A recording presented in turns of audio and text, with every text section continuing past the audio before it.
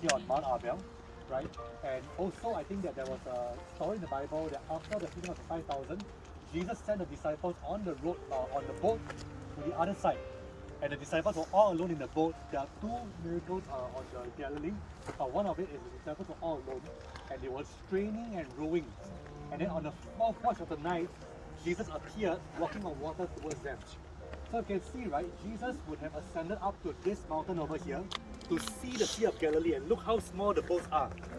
And in the fourth watch of the night is the darkest time of the entire night, where even if nobody can see, Jesus still can see them, right? And Jesus would have like walked, defied gravity, walked all the way down to the disciples.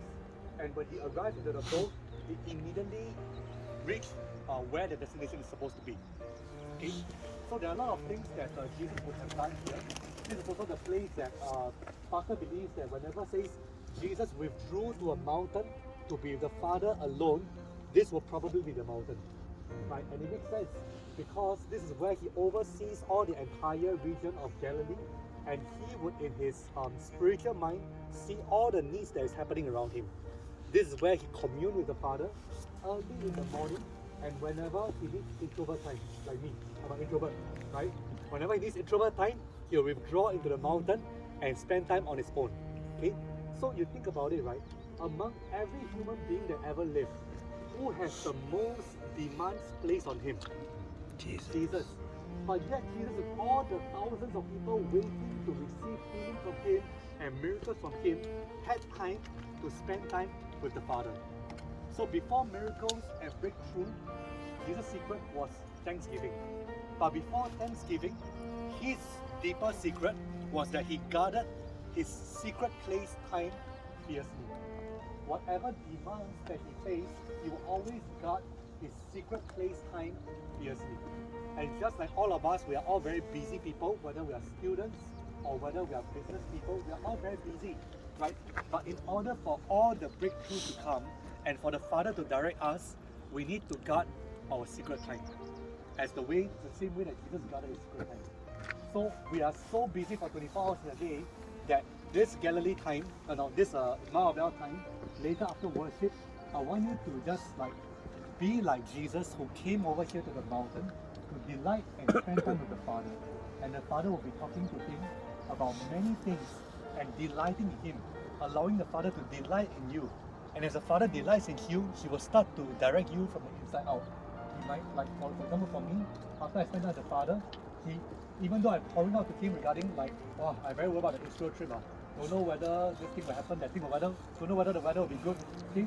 But after I pour to the Lord, he will then start to encourage me, comfort me, strengthen me, and direct me.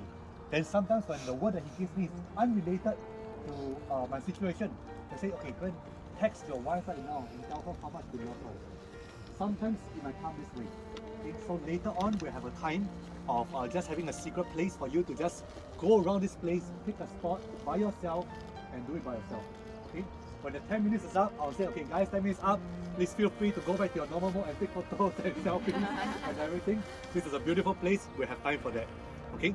But I wanted to share the second thing, which is leading to the worship set, which is why is this place so close to the heart of Jesus? Why is this place so close to the heart of Jesus?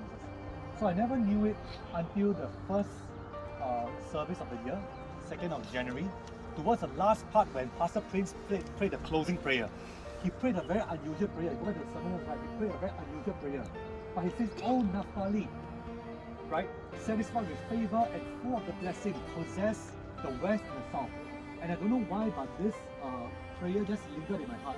And I want to search a little bit more about Naphtali. I want to search about what Naphtali went through in all its different seasons. So as you all know, as you all may know, there are actually two different prophecies over the 12 tribes of Israel. One is by Jacob, the father. One is by Moses. Okay? The one in Jacob, it says, Naphtali is a deer let loose. He gives birth to beautiful fawns.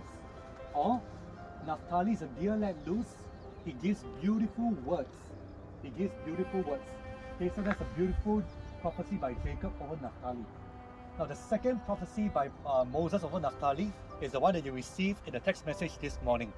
O Naphtali, satisfied with favor, full of the blessing of the Lord, possess the south and the west. Now, these two prophecies, will you agree they are beautiful prophecies? Yes. If someone prophesied that over you, will you be happy? Yes. Okay, you'll be happy. But the tragic thing is, the Bible did not reveal all the different reasons, but Naphtali and Zebulun were the tribes that went through a lot after the prophecy all the way to the time of Jesus. So they were the first tribes to be captured by the Assyrians. And the Assyrians came and destroyed Naphtali and Zebulun and took them captive, right? And even after they came back to the nation, Naphtali and Zebulun around the Sea of Galilee, right? They were also not doing very well. That's why they call it the Galilee of the Gentiles. People who come from Galilee back in Jesus' day, they are being despised by Jerusalem because number one, they have an accent, they have a lot of Gentile influence, and they are seen as like less holy, and they are being despised by people, right? So that's why in Isaiah it talks about how Zebulun and Naphtali, they are the people who are being oppressed. And in Isaiah 9:1 NLT says, nevertheless, that time of darkness and despair will not go on forever. The land of Zebulun and Naphtali will be humbled, but there will be a time in the future when the Galilee of the Gentiles, that's what we're seeing now, the Galilee of the Gentiles, which lies along the road that runs between the Jordan and the sea, will be filled with glory. Okay? So if you see the whole of Galilee here, over there, what Zachariah has explained already, that is the Gentile region. But this whole region over here, all this is Naphtali. All this is Naphtali. The cities that belong to Naphtali, let's take a look. Okay, so Magdala, Mary Magdalene, just now she has explained it. Arbel, Capernaum, right? Chorazin, Tiberias, Takba, St. Peter's Primacy, Gennesaret, all these are in Naphtali. And why did Jesus come to Naphtali? Because this is the city, or this is a tribe, or the land allocated that is most despised. They have the greatest despair. They have the greatest darkness. They have the greatest gloom. And that's why Isaiah said those words, that this gloom and despair and darkness will not go on forever. And when Jesus comes, he's going to turn everything around, right? So I want to speak to you today.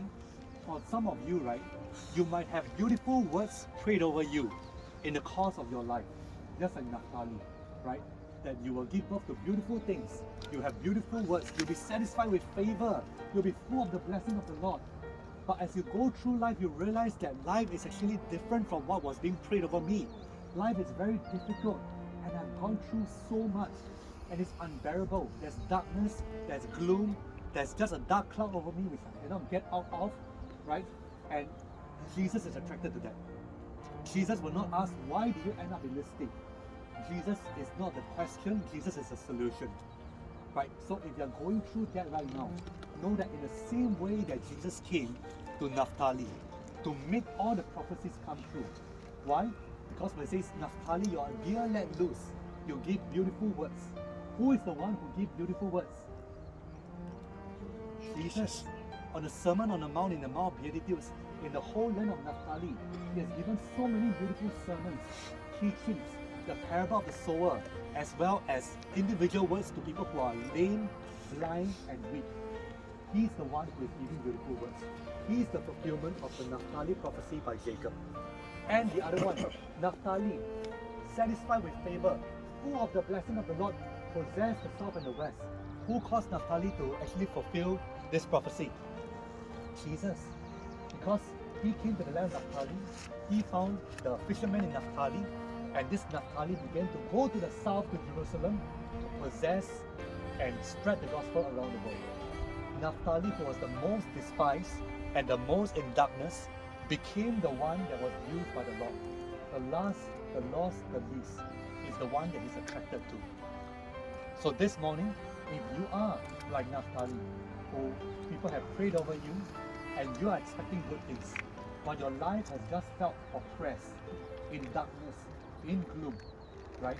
I want to invite the worship team to come up and let the Lord minister to you. Whatever has been prayed over you, God has not forgotten it, right? And let the Lord minister to you this morning. Amen.